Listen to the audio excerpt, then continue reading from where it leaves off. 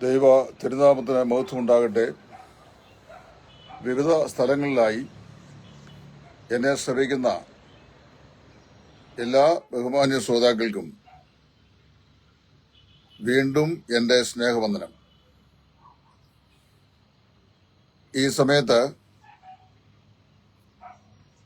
വളരെ പ്രധാനപ്പെട്ട ഒരു വിഷയമാണ് നമ്മൾ പഠിച്ചുകൊണ്ടിരിക്കുന്നത്. കർത്താവായ യേശുക്രിസ്തുവിൽ ദൈവം മനുഷ്യവർഗത്തിന് നൽകിയ ആത്മരക്ഷ, അത് നാം സൂക്ഷിക്കുന്നത് കൊണ്ട് സൂക്ഷിക്കപ്പെടുന്നതാണോ, അതോ ദൈവം നമ്മെ സൂക്ഷിക്കുന്നത് കൊണ്ട് നിത്യതയോളം സൂക്ഷിക്കപ്പെടുന്നതാണോ എന്നുള്ളതാണ് നമ്മുടെ പഠനത്തിന് ആധാരമായ വിഷയമായിട്ടിരിക്കുന്നത്. ആ ബന്ധത്തിൽ വളരെ സ്പഷ്ടമായ നിലയിൽ തിരുവെഴുത്തുകളെ അടിസ്ഥാനമാക്കി ചില കാര്യങ്ങൾ കഴിഞ്ഞ 1-2 ദിവസങ്ങളിലെ വീഡിയോയിൽ കൂടെ പറയുവാൻ ഇടയായിട്ടുണ്ട്. അത് ആക്ഷേപ്യമായി ചിലർ കണക്കാക്കി ബ്രദറുകാരാകുന്ന ആളുകൾ ലോകം കണ്ടതിലെ നമ്പർ 1 പമ്പര വിഡ്ഢികളാണ്, അതുകൊണ്ടാണ് ആത്മരക്ഷ നിത്യമാണ്, ഭദ്രതയുള്ളതാണ് എന്ന് പറയുന്നു എന്നുള്ളതാണ് നമ്മുടെ രാജീവ് പോളിനെ പോലെയുള്ള പാസ്റ്റേഴ്സ് ഒക്കെ അഭിപ്രായപ്പെട്ടുള്ളത്. ആർക്കും അവരവരുടെ അഭിപ്രായങ്ങൾ പറയുന്നതിന് അഭിപ്രായ സ്വാതന്ത്ര്യമുണ്ട്. അതിനെ വിലക്കുവാൻ നമുക്കാർക്കും അവകാശമില്ലല്ലോ. എങ്കിലും ഞാൻ കഴിഞ്ഞ ദിവസം പറഞ്ഞ ആ രക്ഷയുടെ ഭദ്രതയ്ക്കുള്ള ന്യായാന്യായങ്ങളിൽ തുടർന്നുള്ള ചില ന്യായങ്ങളാണ് ഇപ്പോഴ് പറയാൻ ആഗ്രഹിക്കുന്നത്. ദൈവം അനുവദിച്ചാൽ തുടർന്നുള്ള ദിവസങ്ങളിൽ പുതിയ നിയമത്തിലും പഴയ നിയമത്തിലുമായി കാണപ്പെടുന്ന വിവിധ വേദഭാഗങ്ങളെ അടിസ്ഥാനമാക്കി രക്ഷ ഭദ്രമാണോ അതോ അഭദ്രമാണോ എന്നുള്ളത് ചിന്തിക്കുവാൻ ദൈവസന്നിധിയിൽ ഞാൻ ആഗ്രഹിക്കുന്നുണ്ട്. കൊരിന്ത്യർക്ക് എഴുതിയ 2-ാം ലേഖനം 5-ാം അധ്യായത്തിന്റെ 10-ാം വാക്യത്തിൽ അപ്പോസ്തലനായ പൗലോസ് ഇപ്രകാരം കൊരിന്തിലെ വിശ്വാസികളോട് പറയുകയാണ്. പൗലോസ് അവിടെ പറയുന്നത് വിശ്വാസികളോടാണ്. ആ വിശ്വാസികളിൽ പലവിധ പ്രശ്നങ്ങൾ ആ സഭയിലുള്ള, അതായത് പാപങ്ങൾ ഉള്ള വീണ്ടും ജനിച്ച വിശ്വാസികളോടാണ് പറയുന്നത്. അവനവൻ ശരീരത്തിലിരിക്കുമ്പോൾ ചെയ്യുന്നത് നല്ലതായാലും തീയതായാലും തക്കവണ്ണം പ്രാപിക്കേണ്ടതിന് നാം എല്ലാവരും ക്രിസ്തുവിന്റെ ന്യായാസനത്തിന് മുമ്പാകെ നിൽക്കേണ്ടി വരും. റോമാലേഖനം 14:10 ഇതേ വിഷയം വേറൊരു സൂചകമായി പൗലോസ് പറഞ്ഞിട്ടുണ്ട്. അല്ല, നീ സഹോദരനെ വിധിക്കുന്നതെന്ത്?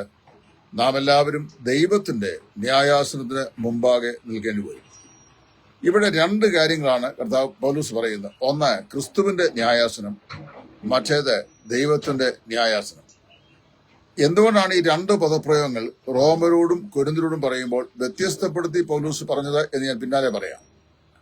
കൊരിന്ത്യ സഭയിൽ ഞാൻ മുമ്പ് ഓർപ്പിച്ചുള്ളതുപോലെ അവരെല്ലാവരും രക്ഷിക്കപ്പെട്ടവരും 1-ാം അധ്യായത്തിന്റെ 7-ാം വാക്യപ്രകാരം യാതൊരുവിധമായ ആത്മകൃപാവരങ്ങളിലും കുറവില്ലാത്തവരുമായി യേശുക്രിസ്തുവിന്റെ പ്രത്യക്ഷതയെ കാത്തിരിക്കുന്ന വിശുദ്ധന്മാരായിരുന്നു. അവരെക്കുറിച്ച് അപ്പോസ്തലനായ പൗലോസ് സംബോധന ചെയ്യുന്നത് ക്രിസ്തുയേശുവിൽ വിശുദ്ധന്മാരും വിശ്വസ്തന്മാരുമായ സഹോദരന്മാർക്ക് എഴുതുന്നതെന്നാണ്.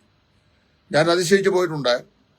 ഇത്രയും പ്രശ്നങ്ങൾ ഉള്ള ഈ സഭയിലെ വിശ്വാസികളെ വിശുദ്ധന്മാരെന്നും വിശ്വസ്തന്മാരും എന്നുമാണ് പൗലോസ് സംബോധന ചെയ്തിട്ടുള്ളത്. അപ്പോൾ അവിടെ ആദ്യത്തെ 4 അധ്യായങ്ങളിൽ ഭിന്നത എന്ന് പറയുന്ന പ്രശ്നം അവിടെ ഉണ്ടായിരുന്നു. ഒരുവൻ ഞാൻ അപ്പൊല്ലോസിന്റെ പക്ഷക്കാരൻ, മറ്റൊരുവൻ ഞാൻ പൗലോസിന്റെ പക്ഷക്കാരൻ, വേറൊരുവൻ ഞാൻ കേഫായുടെ പക്ഷക്കാരൻ, വേറൊരുവൻ ഞാൻ ക്രിസ്തുവിന്റെ പക്ഷക്കാരൻ എന്നിങ്ങനെ ഏറ്റവും കുറഞ്ഞ 4 വിഭാഗങ്ങൾ അല്ലെങ്കിൽ ഭിന്ന ഗ്രൂപ്പുകൾ ആ കൊരിന്ത്യയിലെ സഭയിൽ ഉണ്ടായിരുന്നു. ശ്രദ്ധിക്കണം, ഒരു കൃപാവരത്തിലും കുറവില്ലാത്തവരായി യേശുക്രിസ്തുവിന്റെ പ്രത്യക്ഷതയെ കാത്തിരിക്കുന്ന കൊരിന്ത്യയിലെ വിശ്വാസികളിലാണ് ഈ 4 തലവന്മാരുടെ കീഴിലുള്ള ഭിന്നത അല്ലെങ്കിൽ നേതൃത്വം ഉണ്ടായിട്ടുള്ളത്. അപ്പൊല്ലോസ്, പൗലോസ്, കേഫാവ്, ക്രിസ്തു.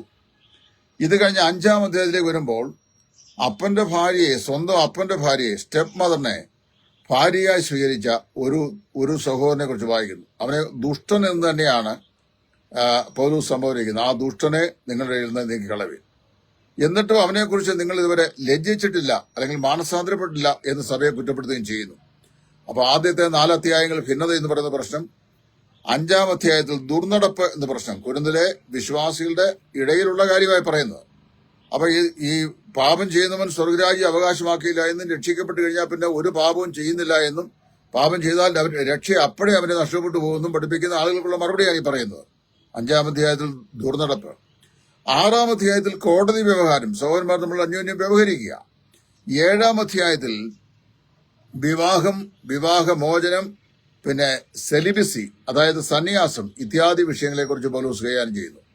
8-ാം അധ്യായത്തിൽ വിഗ്രഹാർപ്പിതം എന്ന വിഷയം, 9-ാം അധ്യായത്തിൽ സുവിശേഷ വേലയെ സംബന്ധിച്ചുള്ള അനുബന്ധ പ്രശ്നങ്ങൾ, 10-ാം അധ്യായത്തിൽ സഭായോഗങ്ങൾ കാണപ്പെടുന്ന വിവിധ അഭിപ്രായ വ്യത്യാസങ്ങൾ, വിഗ്രഹാർപ്പിത ഭക്ഷണം എന്നീ ഇത്യാദി വിഷയങ്ങൾ, 11-ാം അധ്യായത്തിൽ തിരുവത്താഴത്തെ സംബന്ധിച്ചുള്ള പ്രശ്നം, 12-ാം അധ്യായത്തിൽ കൃപാവരങ്ങളെ സംബന്ധിച്ച പ്രശ്നം, 13-ാം അധ്യായത്തിൽ സ്നേഹമില്ല എന്ന പ്രശ്നം, 14-ാം അധ്യായത്തിൽ കൃപാവരങ്ങളുടെ പ്രായോഗിക വിനിയോഗം എന്ന പ്രശ്നം, 15-ാം അധ്യായത്തിൽ വിശുദ്ധന്മാർക്ക് വേണ്ടിയുള്ള ധർമ്മശേഖരം അതായത് സാമ്പത്തിക സഹായങ്ങൾ എന്ന പ്രശ്നം, 15-ാം അധ്യായത്തിൽ പുനരുത്ഥാനം എന്ന പ്രശ്നം, 16-ാം അധ്യായത്തിൽ വിശുദ്ധന്മാരുടെ ഭൗതിക ആവശ്യങ്ങളിലേക്കുള്ള ധർമ്മശേഖരം എന്ന് പറയുന്ന പ്രശ്നം. ചുരുക്കം പറഞ്ഞു കഴിഞ്ഞാൽ ഒരു കൃപാവരത്തിലും കുറവില്ലാത്തവരായി യേശുക്രിസ്തുവിന്റെ പ്രത്യക്ഷതയെ കാത്തിരിക്കുന്ന വിശുദ്ധന്മാരും വിശ്വസ്തന്മാരും എന്ന് പൗലോസ് സംബോധന ചെയ്ത ഈ കൊരിന്തിലെ വിശ്വാസിയുടെയിൽ ഏറ്റവും കുറഞ്ഞത് ഇത്രയും പ്രശ്നങ്ങൾ ആ വിശ്വാസം ഉണ്ടായിരുന്നു. ഭിന്നതയുണ്ടായിരുന്നു, വിഗ്രഹാരാധന ഉണ്ടായിരുന്നു, വിഗ്രഹാർപ്പിതം ഭക്ഷിക്കുന്നവരുണ്ടായിരുന്നു, ദുർനടപ്പുകാരുണ്ടായിരുന്നു, കോടതി വ്യവഹാരക്കാരുണ്ടായിരുന്നു, വിവാഹം വിലക്കുന്നവരുണ്ടായിരുന്നു, വിവാഹമോചനം ചെയ്യുന്നവരുണ്ടായിരുന്നു, അതുപോലെ തന്നെ വിവാഹത്തെ സംബന്ധിച്ച് സംശയം ഉന്നയിക്കുന്ന ആളുകളുണ്ടായിരുന്നു, കർത്തൃമേശയിൽ ശരീരത്തെ വിവേചിക്കാതെ അതിൽ നിന്ന് പങ്കെടുക്കുന്ന ആളുകളുണ്ടായിരുന്നു, കൃപാവരങ്ങളെക്കുറിച്ച് വിഭിന്ന അഭിപ്രായങ്ങളുള്ളവരുണ്ടായിരുന്നു, ഏറ്റവും വലിയ കൃപാവരമായത് സ്നേഹത്തിന്റെ അപര്യാപ്തമുള്ളവരുണ്ടായിരുന്നു, പുനരുത്ഥാനം എന്ന് പറയുന്ന വിഷയത്തെക്കുറിച്ചുള്ള സംശയമുള്ള ആൾക്കാരുണ്ടായിരുന്നു, വിശുദ്ധന്മാർക്ക് വേണ്ടി തങ്ങളുടെ ഭൗതിക സമ്പത്തുകൾ വിഭജിച്ചു കൊടുക്കുന്ന വിഷയത്തെ സംബന്ധിച്ച പ്രശ്നക്കാരുണ്ടായിരുന്നു. ഇത്രയും പ്രശ്നം ഉള്ള ഈ വിശ്വാസികളോടാണ് പൗലോസ് പറയുന്നത്, നാം എല്ലാവരും ക്രിസ്തുവിന്റെ ന്യായാസനത്തിന് മുമ്പാകെ നിൽക്കേണ്ടി വരും. 2 കൊരിന്തി 5:10 അവിടെ വായിക്കുന്നത്, നാം ഓരോരുത്തരും ശരീരത്തിലിരിക്കുമ്പോൾ ചെയ്തത് നല്ലതാകിലും തീയതാകിലും തക്കവണ്ണം പ്രാപിക്കേണ്ടതിന് നാം എല്ലാവരും ക്രിസ്തുവിന്റെ ന്യായാസനം മുമ്പാകെ നിൽക്കേണ്ടതാകും. ഇത് പറയുന്ന വിശ്വാസികളാണ്. കൊരിന്തിലെ വിശ്വാസം പറയുകയാണ്, നിങ്ങൾ രക്ഷിക്കപ്പെട്ട ശേഷം ശരീരത്തിലിരിക്കുമ്പോൾ, അതായത് മരണം വരെയുള്ള സമയത്ത് ശരീരത്തിലിരിക്കുമ്പോൾ ചെയ്യുമ്പോൾ രഹസ്യമായും പരസ്യമായും നിങ്ങളുടെ ജീവിതത്തിൽ ചെയ്ത എല്ലാ പ്രവൃത്തികൾക്കും എന്ത് ചെയ്യും?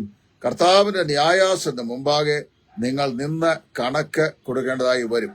ഒരു കോടതി ഭാഷയാണ് പൗലോസ് ഉപയോഗിക്കുന്നത്. നമ്മുടെ ഇവിടുത്തെ കോടതികളിൽ, അതായത് ലോക കോടതികളിൽ ചെന്ന് കഴിഞ്ഞാൽ നമുക്കവിടെ ഇരിക്കാൻ കസേരയോ ബെഞ്ചോ ഇല്ല. അവിടെ പ്രതിക്കൂട്ടിൽ നിന്നാണ് നമ്മുടെ കുറ്റവിചാരണ ചെയ്യുമ്പോൾ നാം കോടതിയോട് അതിന്റെ ചോദ്യങ്ങൾക്ക് മറുപടി പറയേണ്ടത്.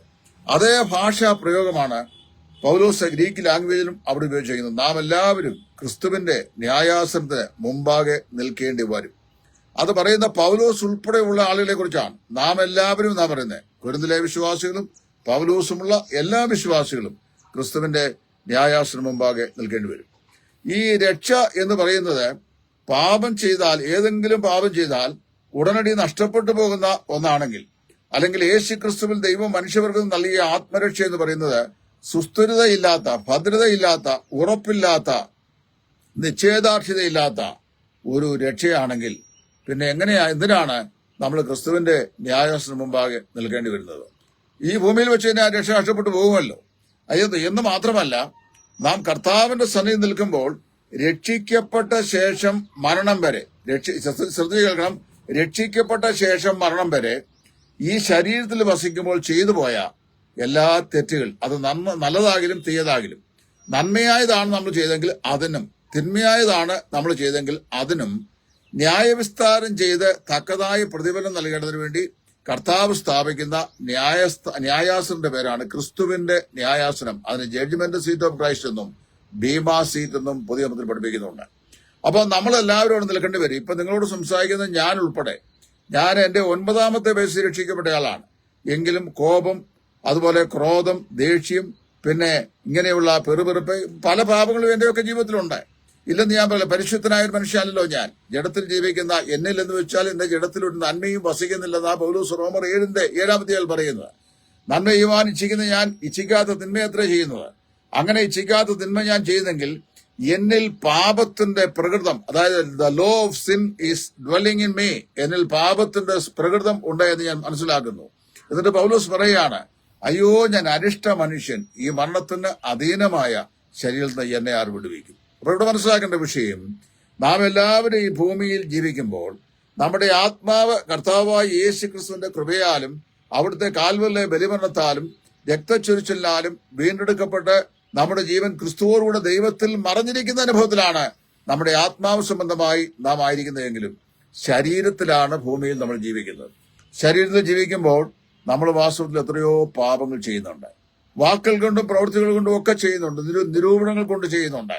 നമ്മുടെ മനോമണ്ഡലത്തിൽ കൂടി ഒരു ദിവസം കടന്നു പോകുന്ന പാപങ്ങളുടെ എണ്ണം അത് വളരെ വലുതാണ്. ഈ വാച്ച്മാൻ നീ എന്ന് പറയുന്ന പ്രശസ്തനാകുന്ന ദേവദാസൻ, അദ്ദേഹം ദീർഘവർഷക്കാലം ചൈനയിൽ തടവറയിൽ കിടന്ന ആളാണ് സുവിശേഷത്തിന് വേണ്ടി. അദ്ദേഹം എഴുതിയിട്ടുള്ള ദ സ്പിരിറ്റ് കൺട്രോൾഡ് മാൻ, അതായത് ആത്മാവിനാൽ നിയന്ത്രിക്കപ്പെടുന്ന മനുഷ്യൻ എന്ന് പറയുന്ന അദ്ദേഹത്തിന്റെ പുസ്തകത്തിനകത്തും, അതുപോലെ ഈ ദി ഓവർകമ്മിങ് ലൈഫ്, അതായത് അതിജീവിക്കുന്ന വിശ്വാസം, ലോകത്തെ അതിജീവിക്കുന്ന ജീവനം എന്ന് പറയുന്ന പുസ്തകത്തിനകത്തും വളരെ വ്യക്തമായി അദ്ദേഹം മനോമണ്ഡലത്തിലെ പാപങ്ങൾ, ആത്മാവിലെ പാപങ്ങൾ, ശരീരത്തിലെ പാപങ്ങൾ, ചിന്താമണ്ഡലത്തിലെ പാപങ്ങൾ എന്നിങ്ങനെ പാപങ്ങളുടെ ഒരുപാട് വശങ്ങൾ വാച്ച്മാൻ നീ പറഞ്ഞിട്ടുണ്ട്. ഇവിടുത്തെ ഏറ്റവും പരിശുദ്ധനാണെന്ന് പറയുന്ന പാസ്റ്ററും ഏറ്റവും വിശുദ്ധനാണെന്ന് പ്രഖ്യാപിക്കുന്ന സുവിശേഷകനും ഏറ്റവും നല്ലവനാണെന്ന് പറയുന്ന വിശ്വാസിയും കർത്താവിന്റെ സന്നയിൽ കുറ്റക്കാരും തെറ്റുകാരുമാണ്. നിങ്ങളോട് സംസാരിക്കുന്ന ഞാനും തെറ്റുകാരൻ. എന്റെ ജീവിതത്തിൽ ഒരുപാട് തെറ്റുകളും കുറവുകളും ഒക്കെ ഉണ്ട്. അല്ലാതെ ഞാന് പരിശുദ്ധനായിരിക്കുന്ന ഒരു വ്യക്തിയല്ല. പരിശുദ്ധൻ ദൈവം മാത്രമേ ഉള്ളൂ. അപ്പൊ രക്ഷിക്കപ്പെട്ട നാഴിക മുതൽ മരണത്തിന്റെ നിമിഷം വരെ നമ്മുടെ ജീവിതത്തിൽ നാം അറിഞ്ഞുകൊണ്ടും അറിയാതെയും ഏതെങ്കിലും നിലയിലുള്ള പാപപ്രവൃത്തികൾ വാക്കിനാലോ ചിന്തയിലോ പ്രവൃത്തിയിലോ ഒക്കെ വരാറുണ്ട്. അതില് അതാത് സമയത്ത് വരുന്ന പാപങ്ങൾക്ക് ഏറ്റുപറഞ്ഞ് എന്ത് ചെയ്യണം? ആ പാപത്തെ ഉപേക്ഷിച്ച് ദൈവത്തോടും സഹോദരവർഗത്തോടും ഒക്കെ നമ്മൾ നിരപ്പ് പ്രാപിക്കുകയാണെങ്കിൽ ആ പാപങ്ങളുടെ കെട്ടുകൾ സ്വർഗരാജ്യത്തിൽ കാണുകയില്ല. നമ്മുടെ കർത്താവ് പറഞ്ഞു, നിങ്ങൾ ഭൂമിയിൽ അഴിക്കുന്നതൊക്കെയും സ്വർഗത്തിൽ അഴിക്കപ്പെട്ടിരിക്കും, ഭൂമിയിൽ കെട്ടുന്നതെല്ലാം സ്വർഗത്തിലും കെട്ടപ്പെട്ടിരിക്കും. അപ്പൊ ഇവിടെ വെച്ച് നിരപ്പ് പ്രാപിക്കാത്തതെല്ലാം അവിടെ ചെല്ലുമ്പോൾ കെട്ടപ്പെട്ട സിദ്ധങ്ങളായി പാപങ്ങളായി അവിടെ ഉണ്ടായിരിക്കും. അപ്പൊ ഈ മനുഷ്യായുസിൽ ശരീരത്തിൽ നമ്മൾ ജീവിക്കുമ്പോൾ നമ്മുടെ ശരീരത്തിൽ വെച്ച് നാം ചെയ്യുന്ന, അല്ലെങ്കിൽ നാം ചിന്തിക്കുന്ന, അല്ലെങ്കിൽ നാം പ്രവർത്തിക്കുന്ന, അല്ലെങ്കിൽ നിരൂപിക്കുന്ന പാപങ്ങളെ, അവ തെറ്റുകളെ, അത് നന്മകളെ, അതിനെ ഭേദാഭേദങ്ങളെ തിരിച്ച് ന്യായം വിധിച്ച് നമുക്ക് പ്രതിഫലം നൽകാൻ വേണ്ടിയാണ് ക്രിസ്തുവിന്റെ ന്യായാസനം യേശു ക്രിസ്തു സ്ഥാപിക്കുന്നത്. ഇത് എപ്പോൾ സ്ഥാപിക്കുമെന്ന് ഉള്ളതിനെ സംബന്ധിച്ച് വളരെ വ്യക്തമായ പഠനങ്ങൾ ധാരാളം നമ്മുടെ ഇടയിൽ ഉണ്ടായിട്ടുണ്ട്.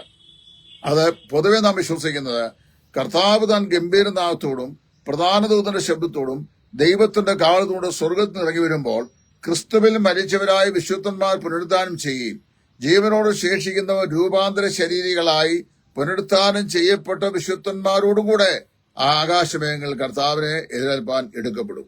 അങ്ങനെ എടുക്കപ്പെട്ട ശേഷം ഇവിടെ വൈഎസ്എക്കേൽ സാറൊക്കെ എഴുതുന്ന മധ്യാകാശത്തിലെവിടെയോ സിംഹാസനം സ്ഥാപിക്കുമെന്നൊക്കെയാണ്.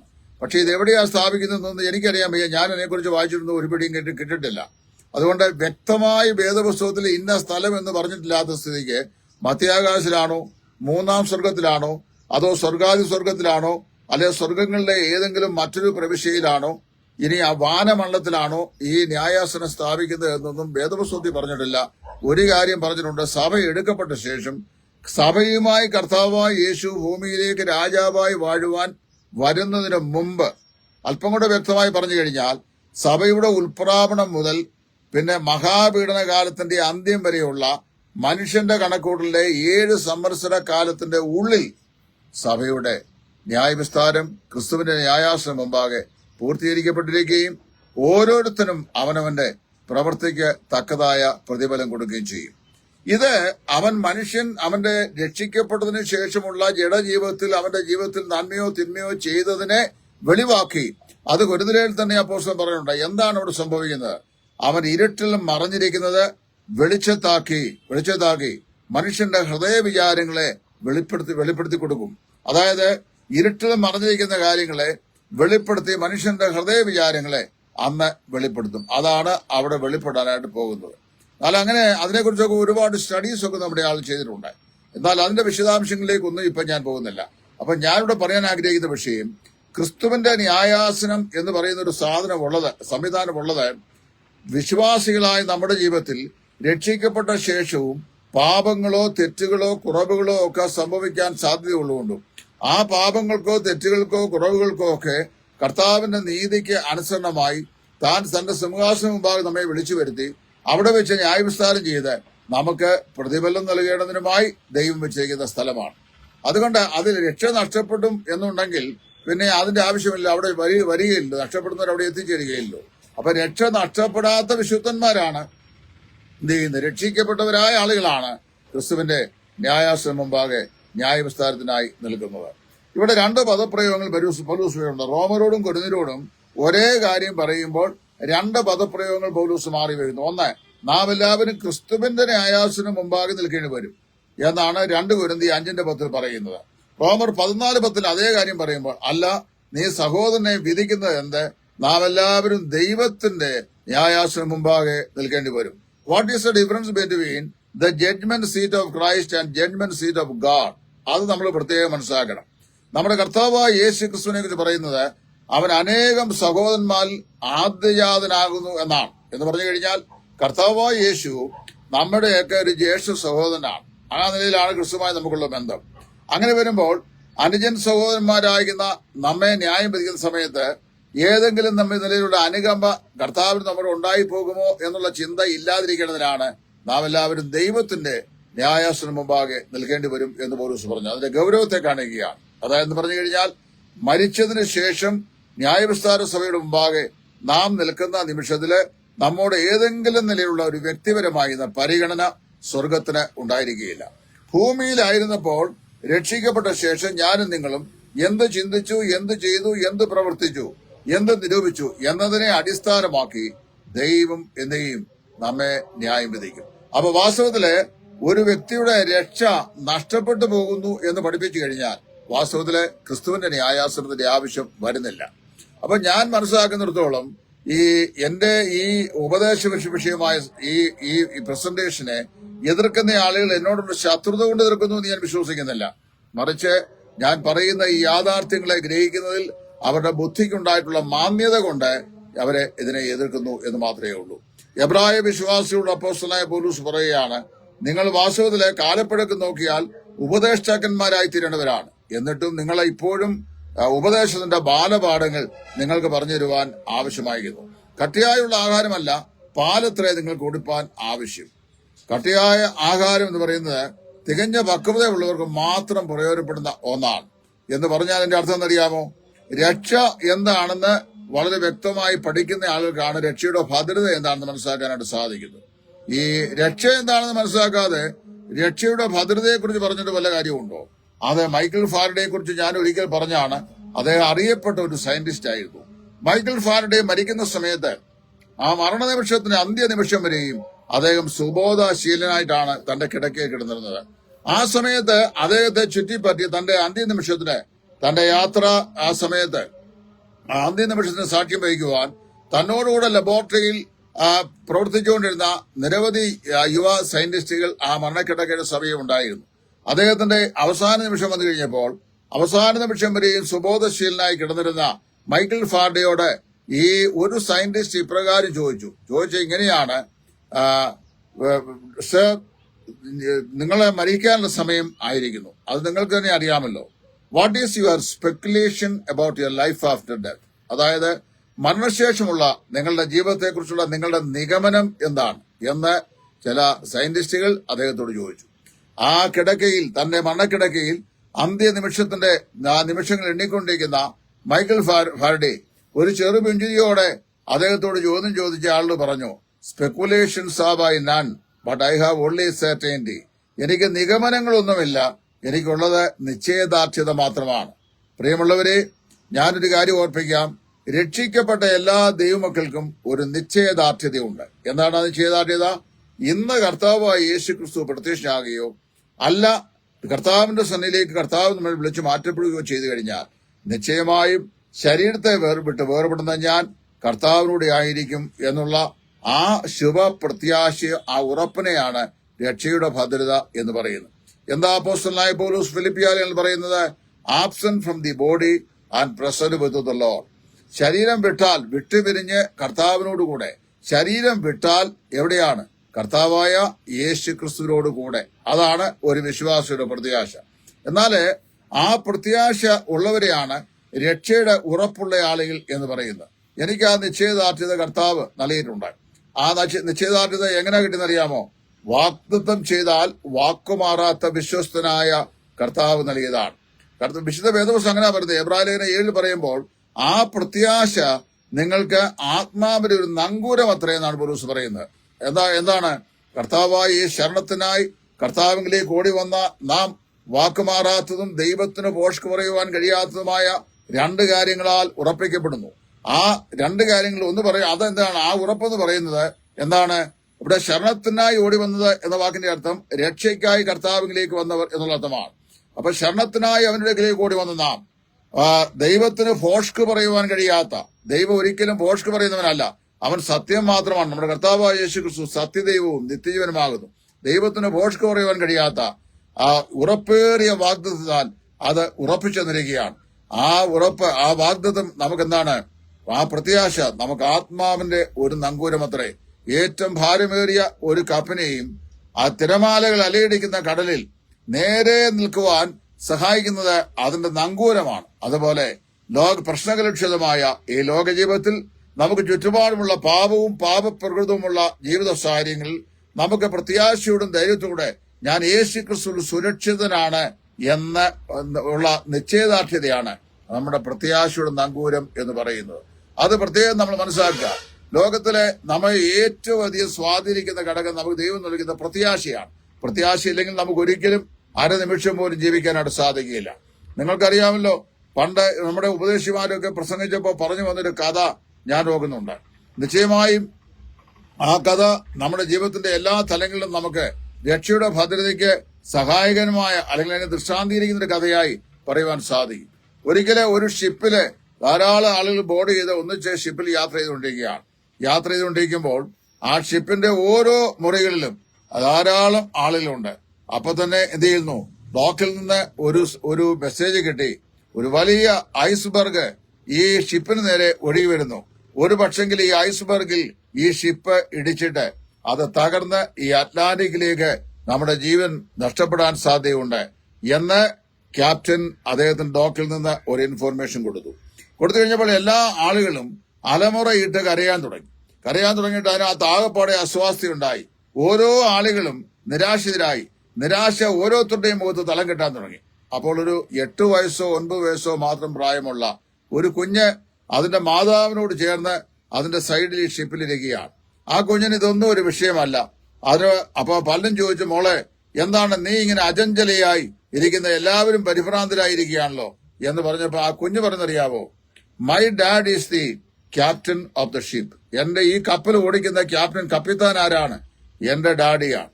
I am sure that he will take us under the harbour. നിശ്ചയമായും തുറമുഖത്ത് അവൻ നമ്മെ സുരക്ഷിതമായി എത്തിക്കും എന്ന് എനിക്ക് നല്ല ഉറപ്പുണ്ട് എന്ന കുട്ടി പറഞ്ഞു. കാരണം അറിയാമോ, ആ കുട്ടിയുടെ പിതാവ് ദീർഘവർഷങ്ങളായി ഈ ഷിപ്പിലെ കപ്പിത്താനാണ്. അദ്ദേഹത്തിന് ഈ കടലിലെ തിരമാലകളുടെ ഇളക്കവും കോളിളക്കവും വലിയ കൊടുങ്കാറ്റും മറ്റു പ്രശ്നങ്ങളുമെല്ലാം നല്ല ഭംഗിയായി അറിയാവുന്നയാളാണ്. അപ്പൊ അവൾ പറയാണ്, I know my father and he is an experienced captain of the ship and I am sure that he will take us safely into the harbour. നമ്മെ സുരക്ഷിതരായി തുറമുഖത്ത് എത്തിക്കുവാൻ എന്റെ പിതാവ് വളരെ പരിചയസമ്പന്നായ വ്യക്തിയാണ് എന്ന് ആ കുഞ്ഞു പറഞ്ഞു. പ്രിയമുള്ളവരെ, നമ്മുടെ കപ്പിത്താൻ ആരാണ്? നമ്മുടെ കർത്താവായ യേശു ക്രിസ്തുവാണ്. ആ യേശു ക്രിസ്തു പറയുകയാണ്, പിതാവായ ദൈവം എനിക്ക് തന്നിട്ടുള്ളതില് ഒന്നുപോലും നഷ്ടമായി പോകാതെ ഞാൻ ഒടുക്കത്തെ നാളിൽ അവരെ ഉയർത്തെഴുന്നേൽപ്പിക്കണം എന്നുള്ളതാകുന്നു പിതാവിന്റെ ഇഷ്ടം. പിതാവിന്റെ ഇഷ്ടം സമ്പൂർണമായി നിവർത്തിക്കുവാൻ ഈ താണഭൂമിയിലേക്ക് മനുഷ്യാവതാരം ചെയ്തിറങ്ങി വന്ന ദൈവത്തിനായ യേശു ക്രിസ്തു പറയുകയാണ്, പിതാവിനേക്ക് തന്നിരിക്കുന്ന ആത്മാക്കളുടെ ഒരെണ്ണം പോലും നശിച്ചു പോകാതെ ഒടുക്കത്തെ നാളിൽ എന്ത് ചെയ്യണം? അവനെ ഉയർത്തെഴുന്നേൽപ്പിക്കണം. ഇന്നലെയും ഞാൻ ചില ചോദ്യങ്ങൾ ചോദിച്ചിരുന്നു. ആ ചോദിച്ച ചോദ്യങ്ങൾക്ക് ഞാൻ പറഞ്ഞ വിഷയങ്ങൾക്ക് എതിർന്യായങ്ങൾ പറയുന്ന ആളുകൾ പോലും അതിൽ ലൈക്ക് അടിച്ചിട്ടുണ്ട്. എന്ന് പറഞ്ഞു കഴിഞ്ഞാൽ അവരുടെ ബോധമണ്ഡലത്തിൽ ഞാൻ പറയുന്ന കാര്യങ്ങൾ സത്യമാണെന്ന് അവർക്ക് വ്യക്തമായിട്ട് അറിയാം. ക്രിസ്തുവിന്റെ ന്യായാസനം രക്ഷിക്കപ്പെട്ട വിശ്വാസികൾക്ക് വേണ്ടിയുള്ളതാണ്. അപ്പോൾ അങ്ങനെ ഇരിക്കുമ്പോഴാ എല്ലാ ദിവസവും സന്ധ്യാസമയത്ത് അമേരിക്കൻ ഐക്യനാടുകൾ താമസിച്ചുകൊണ്ട് സ്യൂട്ടും കോട്ടും ടൈയും ഒക്കെ കെട്ടി നമ്മുടെ ഒരു തോമസ് കെ മാത്യു അപ്പച്ചൻ മുതൽ വരുന്നുണ്ട്. ഒരുപാട് വിഷയങ്ങളൊക്കെ ക്ലാസ് എടുക്കുന്നുണ്ട്. അപ്പൊ ഇന്ന് അദ്ദേഹം എഴുതിയിട്ടിരിക്കുകയാണ്, ഞാൻ എഴുതിയതിന്റെ അടിയിൽ തെറ്റുപറ്റി, ക്രിസ്തുവിന്റെ ന്യായാസനം വിശ്വാസികൾക്കുള്ളതല്ല അവിശ്വാസികളുള്ളതാണ്. അപ്പൊ ക്രിസ്തുവിന്റെ ന്യായാസനം എന്താണെന്ന് പോലും ആ പ്രിയപ്പെട്ട പിതാവിന് അറിയാൻ വയ്യ. പണ്ട് പിള്ളേര് ഈ അഞ്ജനം എങ്ങനെ ഞാനറിയും എന്ന് ചോദിച്ചപ്പോ മഞ്ഞൾ പോലെ വെളുത്തിരിക്കുന്നു പറഞ്ഞ പോലാണ് ക്രിസ്തുവിന്റെ ന്യായാസനത്തെ കുറിച്ച് നമ്മുടെ തോമസ് കെ മാത്യു അപ്പച്ചൻ പറഞ്ഞേക്കുന്നത്. പ്രിയമുള്ളവരെ, നിങ്ങൾ ദൈവവചനം ശരിയായി മനസ്സിലാക്കണം. അതിപ്രധാനമായ 2 സിംഹാസനങ്ങളായി ഇനിയും വരാൻ പോകുന്ന ഭാവിയിൽ അതിലൊന്നെന്താണെന്നറിയാമോ? ഒന്ന്, കർത്താവായ യേശു ക്രിസ്തുവിന്റെ ന്യായാസനം, the judgement seat of Christ, that is intended for all those born again Christians of this era. അതായത് കൃപായുഗ കാലഘട്ടത്തിൽ ജീവിച്ചു വന്ന അല്ലെങ്കിൽ ജീവിക്കുന്ന എല്ലാ ക്രിസ്തീയ വിശ്വാസികൾക്കും വരും ഭാവിയിൽ അഭിമുഖീകരിക്കുവാനുള്ള ഒന്നാണ് ക്രിസ്തുവിന്റെ ന്യായാസനം. അവർ ശരീരത്തിൽ നിന്നപ്പോൾ ചെയ്ത നന്മയുടെയോ തിന്മയുടെയോ അടിസ്ഥാനത്തിൽ അവരെ ന്യായവിസ്താരം ചെയ്ത് അവർക്ക് പ്രതിഫലം കൊടുക്കാൻ വേണ്ടി ദൈവം ഒരുക്കുന്ന സിംഹാസനം പേരാണ് ക്രിസ്തുവിന്റെ ന്യായാസനം. എന്നാൽ രണ്ടാമതാണ് വെളിപ്പാട് പുസ്തകം 20-ാം അധ്യായത്തിന്റെ 1 മുതലുള്ള വാക്യങ്ങൾ വായിക്കുന്ന വെള്ള സിംഹാസനം. ആ വെള്ള സിംഹാസനം എന്ന് പറയുന്നത് ആർക്കു വേണ്ടിയുള്ളതാണ്? അത് രക്ഷിക്കപ്പെടാത്ത, പാപമോചനം പ്രാപിക്കാത്ത, രൂപാന്തരപ്പെടാത്ത, പാപത്തിന് ഒരിക്കലും പരിഹാരം നേരിട്ടില്ലാത്ത ആളുകൾക്ക് വിദൂര ഭാവിയിൽ അഭിമുഖീകരിക്കേണ്ടി വരുന്ന അതിഭയാനകമായ ഒന്നാണ് വെള്ള സിംഹാസനം. വെളിപ്പാട് പുസ്തകം 20-ാം അധ്യായം നാം വായിക്കുന്നു, അനന്തരം ഞാൻ വലിയൊരു വെള്ള സിംഹാസനവും അതിന്മേൽ ഒരുവൻ ഇരിക്കുന്നതും കണ്ടു. അവന് ന്യായവിസ്താരത്തിനുള്ള അധികാരം ലഭിച്ചു. ഭൂമിയിലെ സകല മനുഷ്യരും ആബാലവൃദ്ധം മരിച്ചവർ ഉയർത്തെഴുന്നേറ്റു. സമുദ്രം തങ്ങളുള്ളവരെ ഏൽപ്പിച്ചു കൊടുത്തു. ആകാശം അതിന്റെ അറുതി മുതൽ അറുതി വരെ തങ്ങളുള്ള മരിച്ചവരെ ഏൽപ്പിച്ചു കൊടുത്തു. ഭൂമിയും അതിന്റെ മൃതന്മാരെ ഏൽപ്പിച്ചു കൊടുത്തു.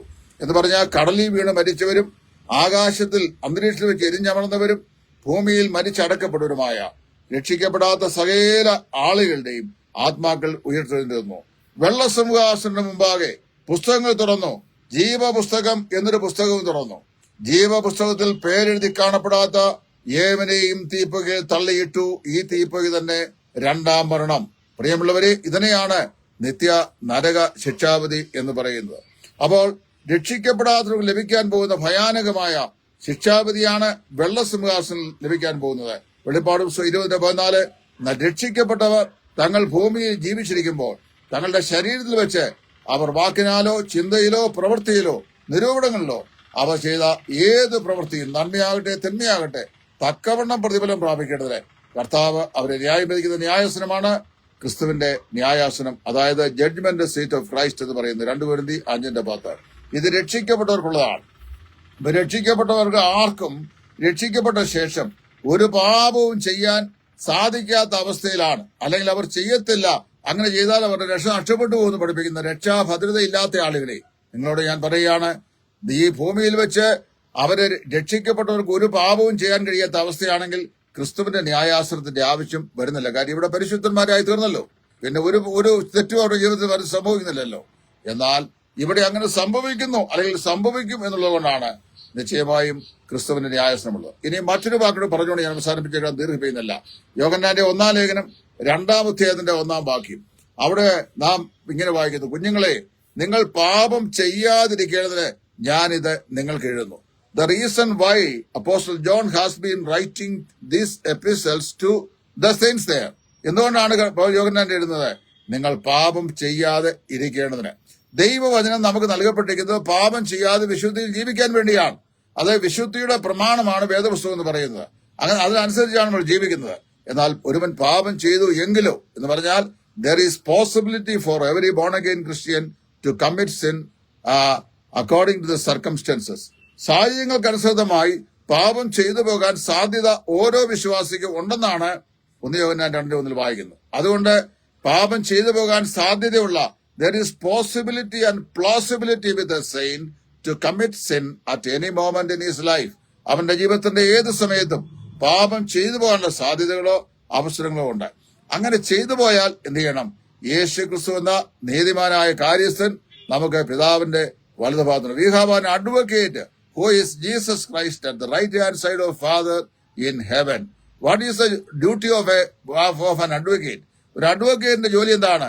ന്യായാധിപനോട് ആവലാതിക്കാൻ വേണ്ടി, അതായത് കുറ്റവാളിക്ക് വേണ്ടി മധ്യസ്ഥ ചെയ്യുന്ന വാദിക്കുന്ന ജോലിയാണ് ഒരു അഡ്വക്കേറ്റിന്റെ ജോലി.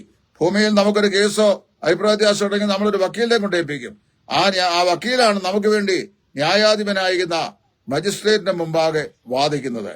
പ്രിയമുള്ളവരെ, സ്വർഗസ്ഥനായ പിതാവിന്റെ മുമ്പാകെ ഭൂമിയിലായിരിക്കുന്ന വിശ്വാസികൾക്ക് അതാത് സമയത്ത് സംഭവിക്കുന്ന താഴ്ചകൾ, വീഴ്ചകൾ, അവരുടെ ജീവിതത്തിലെ പാപങ്ങൾ, അവയ്ക്ക് വേണ്ടി ദൈവത്തോട് പക്ഷപാതം ചെയ്യുവാൻ നമുക്ക് വേണ്ടി അതിശ്രേഷ്ഠമുള്ള മഹാപുരോഹിതനായി പിതാവിന്റെ സന്നയിൽ ഇപ്പോൾ വാഴുന്ന വ്യക്തിയുടെ പേരാണ് കർത്താവായ യേശു ക്രിസ്തു. അവിടെ നമ്മുടെ ശ്രേഷ്ഠനായ മഹാപുരോഹിതനാണ്.